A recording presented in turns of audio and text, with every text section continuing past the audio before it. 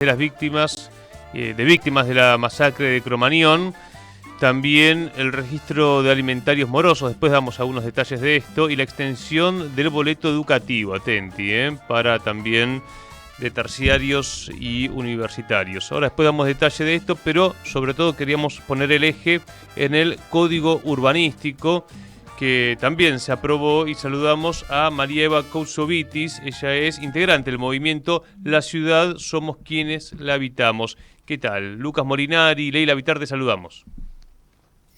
¿Qué tal? Buenos días, Lucas. Buenos días, Leila. ¿Cómo están? Bien. Buen día. Bueno, ya hemos hablado contigo de este código urbanístico, de la polémica, la discusión que había. ¿Qué es lo que finalmente se aprobó, María Eva? Bueno, finalmente ayer, pasada las 10 de la noche, se terminó aprobando en segunda lectura la votación definitiva del Código Urbanístico, luego de muchas idas y vueltas, ¿no? ¿Por qué muchas idas y vueltas? Porque recordemos que este proyecto ingresa en la legislatura porteña con un proyecto del Ejecutivo, es decir, Jorge Macri, de manera inconsulta, sin instancias de participación, presenta una propuesta de modificación del Código Urbanístico, y a partir de ahí es donde la ciudadanía, sus organizaciones y las diferentes asambleas comenzamos a organizarnos para poder ponerle un límite a esa propuesta original de modificación de código, que tenía un único objetivo, básicamente, que era establecer igualdad de rentabilidad a las grandes desarrolladoras inmobiliarias, con un concepto, con un artilugio, que era el artilugio de las parcelas emisoras y receptoras. ¿Qué significa esto?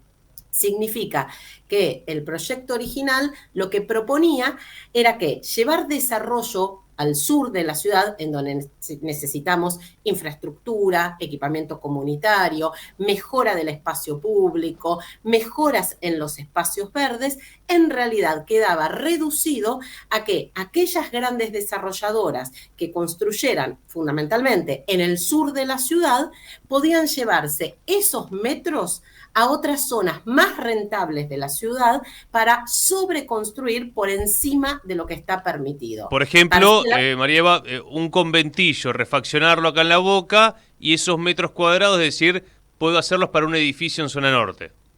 Exacto, para sobreconstruir, para construir con mayor altura a la permitida, por ejemplo, en los grandes corredores de la ciudad, por ejemplo, en el norte de la ciudad. Claro, la verdad es que frente a este planteo, nuestra posición fue muy clara, ¿no? Nosotros necesitamos poder discutir la planificación de la ciudad. La discusión respecto a cómo se planifican las ciudades es clave para el cotidiano de quienes la habitamos. Y recordando que fue en el 2018 y un poco en espejo a lo que pasó ayer, porque en el 2018 fue el PRO, en ausencia absoluta, quien termina aprobando el código urbanístico que habilita la sobreconstrucción descontrolada en la ciudad. Ya en el 2018 alertábamos que ese código urbanístico iba a llevar al colapso al conjunto de la ciudad de Buenos Aires, fundamentalmente a los barrios de casas bajas. La realidad es que la centralidad en la agenda porteña durante el año pasado y por supuesto durante este 2024 fue la necesidad de modificar el código urbanístico responsable del colapso de la ciudad de Buenos Aires. Y así fue como finalmente Jorge Macri, que había hecho muchísimas promesas en campaña de modificar este código, presenta una propuesta inconsulta en la legislatura porteña. Y así comienzan estos meses de debate, en donde una de las principales cuestiones era este tema de las parcelas emisoras y receptoras. Por supuesto, otro de los temas claves durante estos meses de debate tuvo que ver con la falta de participación. Recordemos que la primera votación que se realiza de esta modificación del código se hace sin instancias de participación ciudadana, ni siquiera hubo instancias de participación en las comunas. Otro de los temas claves tuvo que ver con poder limitar la discrecionalidad en el Poder Ejecutivo para otorgar privilegios o excepciones. Es decir, terminar con esta lógica de que es el Ejecutivo el que otorga excepciones a las grandes empresas desarrolladoras. Y por supuesto, la necesidad de proteger a los barrios de casas bajas y también proteger los espacios verdes. Y como les contaba, también parte del debate son aquellos temas que no estaban presentes. Es una herramienta de planificación, define, ¿no?, la proyección futura de nuestra ciudad y por lo tanto la proyección futura de nuestro cotidiano y sin embargo en esta modificación del Código Urbanístico la verdad es que los grandes problemas estructurales de la Ciudad de Buenos Aires han estado ausentes. La crisis habitacional, la falta de infraestructura. ¿Cómo es posible que sobredensifiquemos algunas zonas y eso no se acompañe de infraestructura? Es decir, que sobredensificamos y ahí donde había barrios de casas bajas, colocamos, ¿no?, barrios de casas o de construcciones en altura y eso no es acompañado con red de agua, con red de cloaca, con tendidos eléctricos. Aumenta la temperatura, ¿no?, llega el verano y esas zonas que se han sobredensificado son las primeras zonas que sufren los cortes de luz. La verdad es que tampoco hubo ningún debate ni ninguna discusión en torno a cómo planificar la ciudad en el marco de la crisis climática, en el marco, ¿no?, de eventuales futuras pandemias. No hubo ninguna discusión respecto a la necesidad de actualizar el plan urbano ambiental, que es una de las herramientas, junto con el Código Urbanístico, más importantes de planificación de la ciudad. El plan urbano ambiental está desactualizado 25 años y hace 10 años que debería haberse actualizado. La verdad es que hubo enormes temas que quedaron fuera. No se planifican negocios, no se planifica en base a la salud y la vida, a largo plazo, además. María Eva, acá te saluda Leila. Me acuerdo que la última vez que charlamos también hablábamos de los edificios sorpresa, ¿no? Esto de construir edificios altísimos en barrios bajos. ¿Eso en qué quedó? Porque obviamente también rompe con la estética del barrio, con la identidad del barrio y como marcabas bien también el tema de la que no es acompañado de infraestructura. Sabemos que muchas veces se construyen en altura y después quedan manzanas sin agua como consecuencia de esa gran construcción que aparte, como te digo, rompe con la identidad de los barrios porteños. Y un apunte de ley que es que se hacen muchos edificios 100% eléctricos. Claro, aparte. Entonces eso también colapsa los sistemas. Por ejemplo, acá en zona sur que tenemos Edesur, que no está caracterizado por hacer inversiones, ¿no? Bueno, a ver, en septiembre este proyecto se vota en primera lectura. Recordemos que cuando se discute la planificación de la ciudad, la Constitución de la ciudad establece un mecanismo particular, que es votarlo, una primera instancia, votarlo en primera lectura, sí. Luego una audiencia pública en donde la ciudadanía hace aportes, propuestas y participa, y luego una segunda votación o segunda lectura, que es la definitiva. Bien, en septiembre tuvo lugar la primera votación, la votación en primera lectura, luego tuvo lugar la audiencia pública, ahí hubo más de 1.700 personas que se anotaron, más de 500 personas participamos de esa audiencia, justamente marcando, ¿no?, la necesidad de más participación, de limitar la discrecionalidad, de eliminar esta lógica de parcelas emisoras y parcelas receptoras de torres, porque justamente entendemos que la discusión de la planificación de la ciudad tiene que ver con los problemas estructurales de la ciudad y no con igualdad de exorbitantes rentabilidades para las grandes desarrolladoras inmobiliarias. Y lo que sucedió es que una vez finalizada la audiencia pública, en lugar de tomar los aportes de la audiencia pública, lo que sucedió en estos últimos días es que Jorge Macri, de un plumazo, autorizó 213 torres en parcelas denominadas parcelas emisoras, parcelas de 2.500 metros cuadrados y cientos de otras torres en otras parcelas que se encuentran ubicadas en los grandes corredores de la ciudad. Es decir, que la ciudadanía, sus organizaciones y sus asambleas habíamos logrado eliminar esa lógica de parcelas emisoras y receptoras. Eso no había estado incorporado en la votación que corresponde a la primera lectura. hubo una audiencia pública y luego, burlando la participación ciudadana, burlando al conjunto de la ciudadanía, Jorge Macri por la ventana coloca un listado de 213 torres en parcelas receptoras y cientos de otras torres en los grandes corredores. La verdad es que ese fue el escenario en el que se llegó ayer al recinto. Esto, por supuesto, que generó el rechazo de muchísimos bloques de la oposición y finalmente tuvo que retroceder Jorge Macri con esas 213 torres en esas parcelas receptoras, sí. Pero la verdad es que estamos aún analizando el texto definitivo. Esto terminó aprobándose cerca de las 11 de la noche, pero si bien finalmente en el recinto se frenó esa lógica de estas 213 parcelas receptoras, lo cierto es que todavía quedaron parcelas receptoras ubicadas en los grandes corredores. Vamos a analizarlo en detalle a ver bien de cuántas torres sorpresas se trata.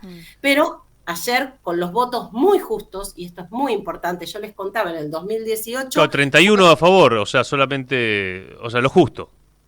Con lo justo. En el 2018, el PRO, en soledad, vota el Código Urbanístico. La reforma termina votándola ajustadamente, ¿sí? Ayer en la legislatura porteña con 31 votos. 11 negativos que corresponden al bloque del FIT, a el espacio de la Libertad Avanza que responde a Karina Milei. Recordemos que en la legislatura está partido el bloque de la Libertad Avanza. Votos también del espacio de Patricia Bullrich que votan en contra y 19 abstenciones del espacio de Unión por la Patria. Yo estaba repasando un texto que me había mandado Gustavo Desplatz de Caballito, que habla de la densidad en la ciudad de Buenos Aires. A mí, la verdad que yo vi estas cifras y dije, menos mal que vivo en La Boca, ¿no? Porque y me pasó la otra vuelta ir a Belgrano y ver la cantidad de edificios, ¿no? Que no paran de construir. Y acá la pregunta de él es, ¿queremos ser Bombay? Y hace una comparación. Dice que la ciudad de Buenos Aires triplica la densidad de Madrid y de Londres, que tenemos más del doble de densidad que la Ciudad de México y Sao Paulo. Yo la verdad que este estudio me sorprendió, porque vos decís, claro, y la proyección es más edificios, y es esto de la planificación que planteas vos. Digamos, todo concentrado, ¿no? En claro, un espacio pero muy chico. Mirá que hay barrios que yo hace mucho que no caminaba, digamos, me pasó por Belgrano, y ver es tremendo la cantidad de edificios que han hecho. Bueno, me imagino un corte de luz en un edificio de esos, la situación sanitaria, bueno, claro, un montón de cuestiones. Ni que hablar las plazas, ¿no? Porque las plazas termina la gente yendo, ¿no?, a pasear el perro en 2 metros cuadrados. Una situación de vida que se vive distinto en el sur, quiero decirlo, ¿no? Porque, de hecho, la densidad de autos cambia mucho el norte y el sur. Por el momento también. Por el momento, sí. No, tal cual, ese informe que hace Gustavo es excelente, la verdad es que yo lo recomiendo porque hace un análisis súper pormenorizado, minucioso y excelente respecto a qué ciudad vamos, ¿no? Sí. Recordemos que esta lógica de la sobreconstrucción descontrolada en la ciudad de Buenos Aires es una lógica que ha tomado una velocidad en la última década descomunal. Recordemos que del 2018 a la fecha, pandemia de por medio, en la ciudad de Buenos Aires se han construido casi 10 millones de metros cuadrados. Estamos hablando del equivalente en metros cuadrados a 5 veces Puerto Madero. Y eso no ha derramado en una sola solución habitacional para las familias porteñas, porque mientras se sobreconstruye de manera descontrolada, aumenta la cantidad de familias que se encuentran en emergencia habitacional. La realidad es que Buenos Aires está pasando a ser una ciudad sobredensificada pero no habitada. Ese es el fenómeno que empezamos a ver, en donde ya las familias de la ciudad de Buenos Aires, las familias porteñas, no se mudan de barrio hacia un barrio más barato, sino que directamente se van de la ciudad. Y el proyecto de la ciudad es un proyecto vinculado a un fenómeno acelerado de turistificación. La realidad es que esta lógica de sobredensificar, ¿no? De sobreconstruir, no solo tiene que ver con generar resguardos dolarizados, sino que en realidad es el resultado de actividades vinculadas al extractivismo, es decir, el dinero del extractivismo, de actividades lícitas e ilícitas, termina blanqueándose en esta sobreconstrucción descontrolada. De hecho, el blanqueo de este gobierno tiene como uno de los mecanismos la construcción a partir de determinado tipo de construcciones. Recordemos que también, ¿no? Tenemos aprobado el proyecto del RIGI, de esas grandes inversiones que seguramente van a terminar blanqueando parte de ese dinero en los grandes centros urbanos, entre ellos la ciudad de Buenos Aires. Pero lo cierto es que la ciudad de Buenos Aires viene sobreconstruyendo viviendas que nadie habita, viene sobredensificando la ciudad. Y por eso, la verdad es que era una oportunidad el debate en relación a la planificación de la ciudad. Era un debate importante. En este debate, la verdad es que no hubo un solo comentario respecto a la política de transporte. O sea, una herramienta de planificación que no discute la política de transporte, que lo único que discute es hasta cuánto podemos construir, hasta cuánto no, y cómo hacemos para garantizar rentabilidad a estas grandes empresas desarrolladoras. Hace muy poquito presentó su informe de gestión el secretario de Transporte, que renunció en septiembre, que gestionó la política de transporte en la ciudad de diciembre a septiembre y que hizo su informe. Y la verdad, en su informe, lo único que él mencionó como logros de su gestión fue que había corrido algunos tachos de basura y que había eliminado algunos giros en algunas esquinas. Pero en ese mismo informe, en un acto de sincericidio total, afirma que no es necesario extender la red de subtes. Entonces, a mí me parece que esta modificación de código urbanístico nos deja un sabor muy amargo. Claro. Es posible que algunos barrios de casas bajas con esta modificación a futuro, muy a futuro, porque todos los permisos aprobados van a construirse con la normativa anterior, puedan protegerse. Pero lo cierto es que los grandes debates que tenemos pendientes respecto a cómo resolver el tema del transporte... No estuvieron en esta votación. No, está en claro. una ciudad que duplica la cantidad de población que recibe durante el día, la problemática vinculada a la crisis habitacional, al déficit de los espacios verdes. La ciudad de Buenos Aires está en emergencia ambiental y climática. ¿Cómo además podemos abordar las cuestiones estructurales de la ciudad que tienen que ver con su infraestructura? La verdad es que ninguno de esos temas estuvieron presentes. E insisto, esta modificación va a habilitar cientos de nuevas futuras torres en los grandes corredores de la ciudad. Así que bueno, estos meses de debate que han tenido, ¿no? Conquistas y retrocesos por parte del conjunto de la ciudadanía terminan saldándose en el día de ayer con una votación súper ajustada, ¿no? Que un poco muestra esta victoria pírrica por parte del gobierno porteño. Gracias, María Eva. Un fuerte abrazo. Un abrazo enorme para ustedes. Allí y pasaba, muchísimas gracias. Por favor.